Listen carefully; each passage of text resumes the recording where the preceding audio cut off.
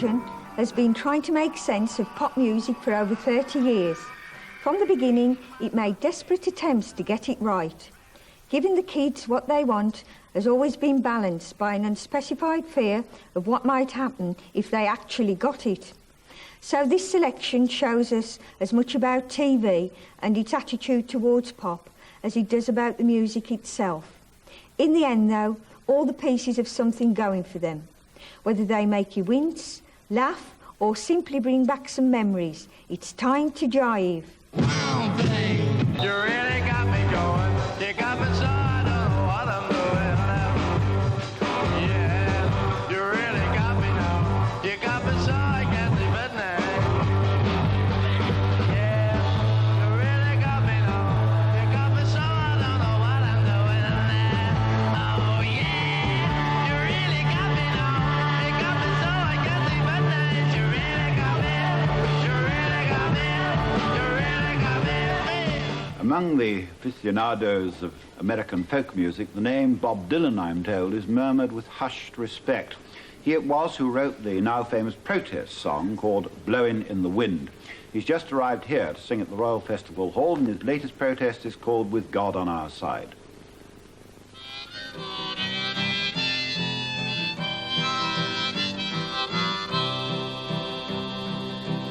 Oh, my name, it ain't nothing.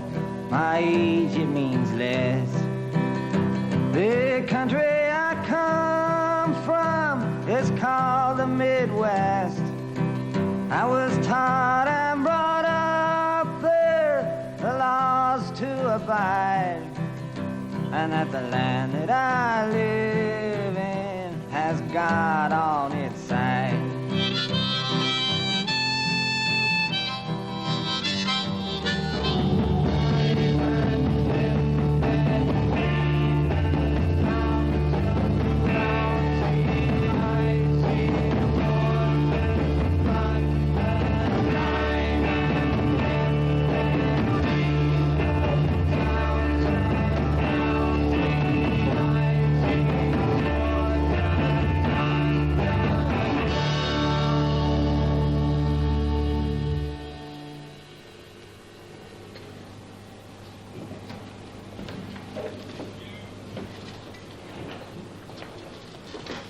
Well, if I first may turn to Roger, I want to ask one fundamental question, of which our televiewers may not be quite aware the significance of it, because they didn't hear all of it. Why has it all got to be so terribly loud? For me, frankly, it's too loud. I just can't bear it. I happen to have grown up in the string quartet, which is a bit softer. So, why has it got to be so loud, so amplified? Well, I don't guess it has to be, but I mean, that's the way we like it. And we didn't grow up with a string quartet, and I guess that could be one of the reasons why it is loud. And it doesn't sound terribly loud to us. Yes, actually, not everybody who hasn't grown up in a string quartet turns into a loud pop group, so your reason is not altogether convincing. But I accept that you like it. What I'm saying is that if one gets immune to this kind of sound, one may find it difficult to appreciate softer types of sound. Sid, yes? No? I don't think that's so. No. I mean, everybody listens. We don't need it very loud to be able to hear it, and with some of it is very quiet. Well, there it is. I think you can pass your verdict as well as I can. My verdict is that it is a little bit of a regression to childhood. But after all, why not?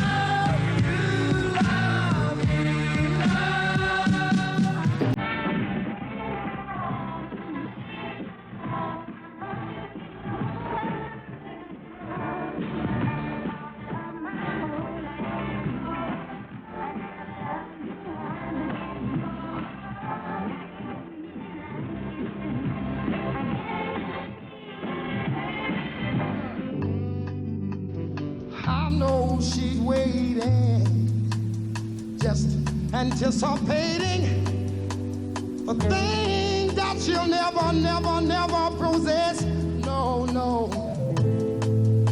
But while she's there waiting, try just a little bit of tenderness. That's all you got to do.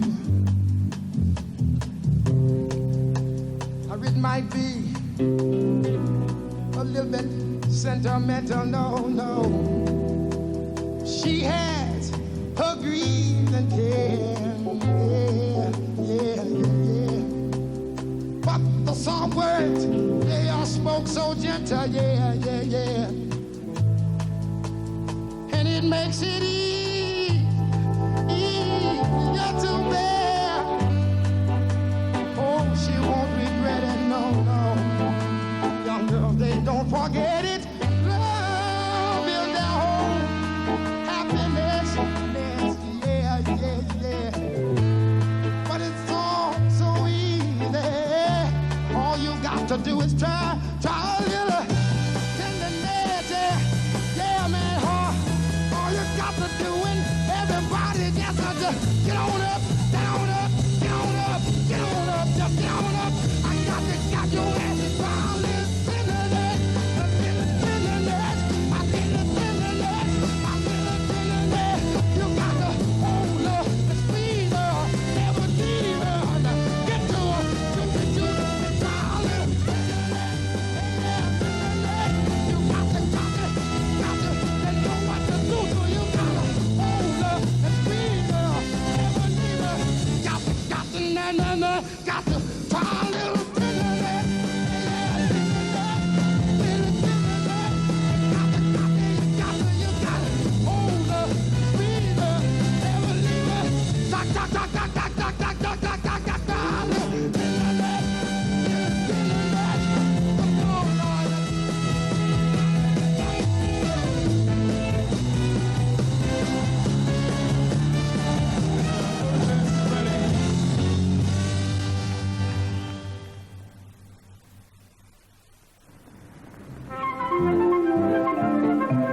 Well, so much for Ibsen's Doll's House.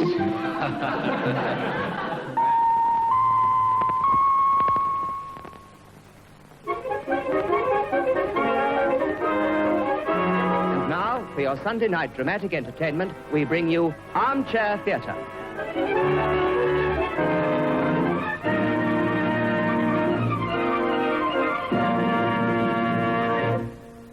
Until the late 1950s, few television plays would have needed a health warning like that. Most were versions of the classics and of polite West End comedies. Then, in 1956, ABC's Armchair Theatre changed all that by commissioning original scripts from young writers. Like many of the most startling stage productions of the time, these were often downbeat plays about working-class characters, and they became known, not always accurately, as kitchen sink dramas. Well, you'll have your dinner anyway. You haven't had a single thing to eat all night. I wouldn't mind if you'd found a nice girl and brought her home and introduced her to your mother. Brought her home for dinner, I'd know you were sincere. If she was a nice girl, really nice girl, she'd be just like a daughter to me. But you've never brought a girl home here in your life. Ashamed of your mother, I suppose. Come on. It's all dried up. Kept it on a low light. I couldn't even go up to Grandma's room and have a look around because there wasn't any bulb. You might as well eat it. What's the matter? Are you drunk? Where have you been? One of those pubs in the West End. You'll get yourself into trouble if you frequent those places, my boy. I'm warning you. Don't you read the papers? Despite the gloominess and depression of much kitchen sink drama, they also had character, tension and conflict. Armchair Theatre was immensely popular. Pinter's A Night Out topped the week's ratings with an audience of over 16 million. Of course, it helped that the series followed Sunday night at the London Palladium in the schedules. Then, in 1963, the driving force behind Armchair Theatre, Sidney Newman, joined the BBC. The following year, he initiated the Wednesday play.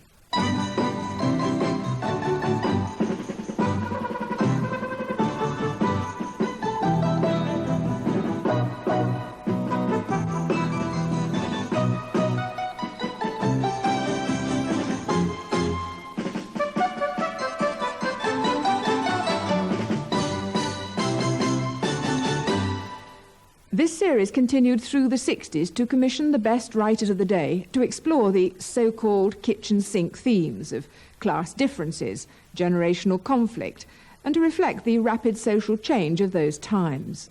My own father, looking at me oddly sometimes, waiting to pounce on some remark, some expression in my face, watching me like a hawk. I don't feel at home in either place. I don't belong. It's a tightrope between two different worlds. And I'm walking it. You're a bloody liar, Nigel. Can you see any way out of this dilemma? No, none whatsoever. Unless by becoming utterly insensitive and dead inside. By pretending, like so many people do, that these things do not matter, but they do. Well, thank you. Thank you very much. Thank you for nothing. Well, that was the... Well, they cut it, Dad. They cut it to bits. They cut me, you mean Nigel, they cut me to the quick. Oh, I'm sorry. I'm bitterly sorry. What you like, I know, do I? You do, Harry. Well, there, you see. What you like, I know, do I? My crimes, what are they going to say at work? Here comes somebody else, they'll say, we're son on the tightrope. Well, it's just an expression, Dad. It's just a way of putting it. Well, you can put it somewhere else, son. I don't want any bloody tightrope walkers in my house. Don't say that. And watch him like, and watch him. I've never heard the like. Look, I've said I'm sorry. I'll go tomorrow if you like. But then what would people say? I don't know what it's all coming to. I just don't understand any of it. Well, you might not, but I do. My bloody oath I do. Clean enough here, Nigel. You could eat off the floor. Oh, Mom. I'm going to look. And don't blame me if I come home stinking drunk. Soon, writers and directors wanted to get beyond the television studios and to film their dramas in real streets and indeed real kitchens. In 1966, Cathy Come Home, firmly in the kitchen sink tradition, was one of the earliest plays to be made mostly on location.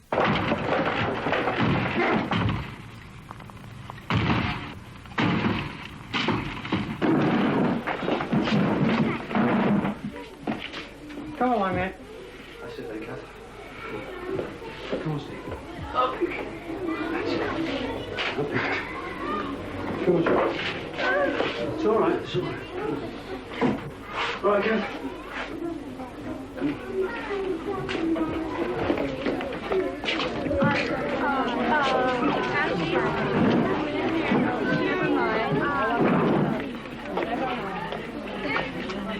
Hey, mister.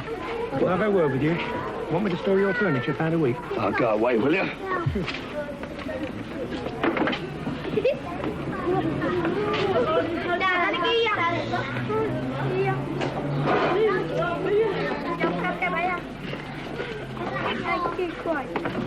Now, move out of the way.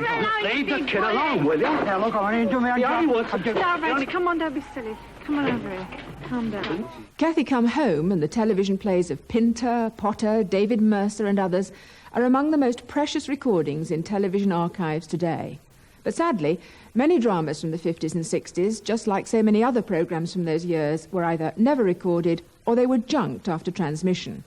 4 plays by Dennis Potter and at least 2 by Harold Pinter no longer exist, except as scripts.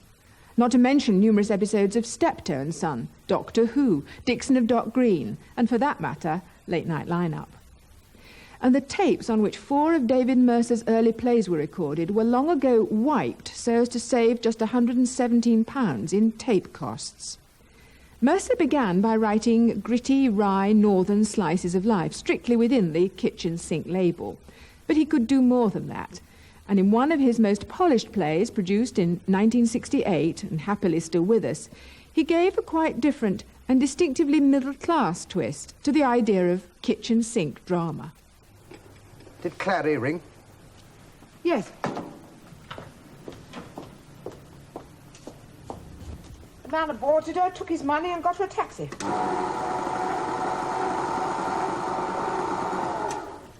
Take it easy for a few days, he said.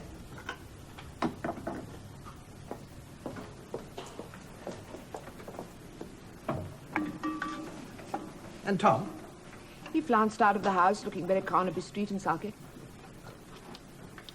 someone who isn't queer, he gives a very dodgy impression, that boy. He probably is. Queer? Yes. Yes, he's capable of going that way out of sheer spite. Do you think we despise Clary and Tom? No. No, not at all. It's resentment. That's because they've turned out badly and we feel guilty. Well, I wouldn't say Clary had turned out badly.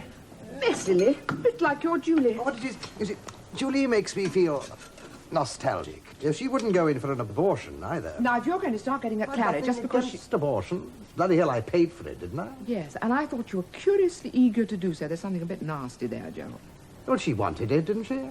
I mean, you saw her point of view. I did.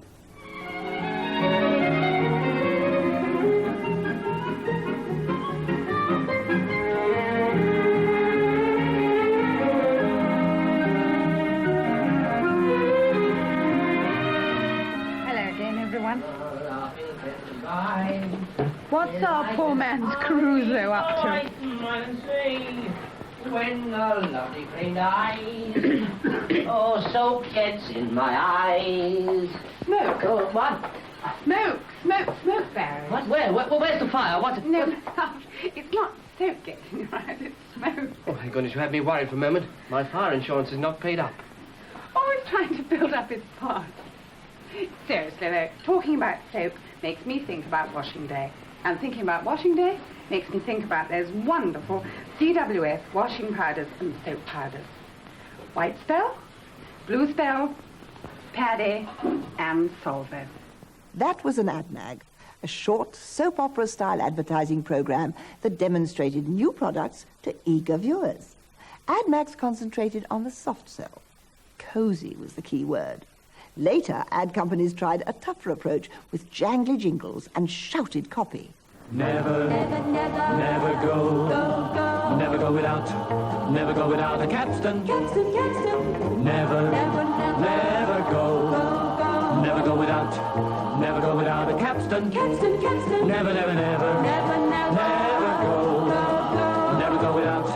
Never go without a Capstan.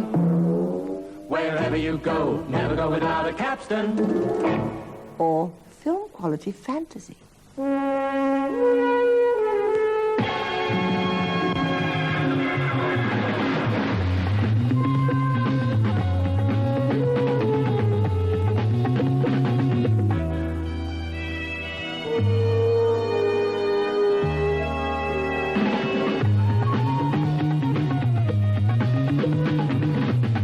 And all because the lady loves Milk Tray.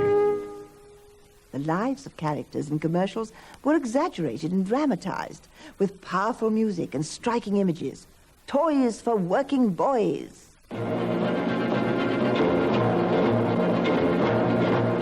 Ford Range, the great range for 1968.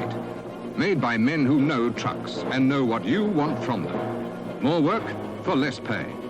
Designed from the ground up to match your job precisely.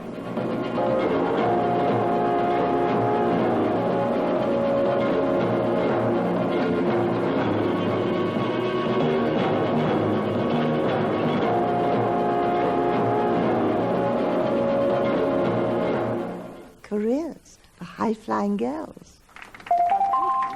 Moisturizing cream. Now, how about some questions? Yes? You've just said good skin is important for models. Oh, very. Can you explain, please, why you recommend Cheme so highly? Well, it's all a question of skin care, right? Now, watch this film. See Came's lather. 3 times more than any other soap. Richer lather. Because only Cheme contains moisturizing cream. You'll feel that thick, creamy lather softening your skin as you wash. My skin feels softer with Cheme. I wish my skin could look as good as yours. Why don't we try Cheme? I think someone else is about to discover that Cheme with moisturizing cream is the secret of soft skin. Dear BOAC, my name is Millie Fisher, and I'm nearly 10 years old. I'm writing you this letter because when I grow up, I want to be a BOAC stewardess. Cold coffee, sir? Yes, please. Qué guapa, hombre. Vaya. ¿Desea usted más café, señor? Can I get you another one? Gin and tonic, please. I see. Would you like ice and lemon? Almost every little girl dreams of being a stewardess. Only a few grow up to have all the qualities you need to become a stewardess with BOAC. Millie Fisher was one of the few. Yes, dear. How do you be a stewardess? For some people, there is only one airline.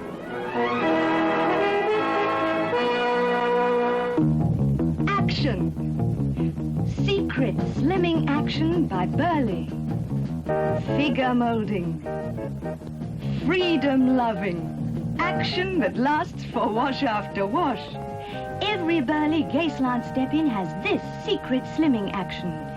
Slender, supple, action that lasts for wash after wash. Gaislant step-ins designed for action by Burley. Now you had the job and the outfit. You could enjoy having a lifestyle rather than just having a life. But what about the mundane chores? Shopping, washing your hair, etc. Well, labour-saving devices help. To set your hair, first gently comb out tangles with Ronson's exclusive comb dryer, while your hair damp dries in the controlled flow of warm air. This is an ideal way to dry children's hair and for comb setting naturally curly hair. Then after you've set your hair, put on the exclusive air circulating hood, and your hair will be set and dried with every strand in place, leaving your hands free to manicure, write letters, or even prepare the vegetables. You can hear how quiet it is, and it can't cause interference with television or radio, can't overheat, and the running costs are negligible. In an attractive shade of pink with a polka dot fabric hood, the Ronson Hood and Comb Dryer costs £6.19 6, complete in its carry-away case. Today, more than ever, people are changing to Guards at 4 and 5. Guards with gifts. The special gifts that only Guards offer.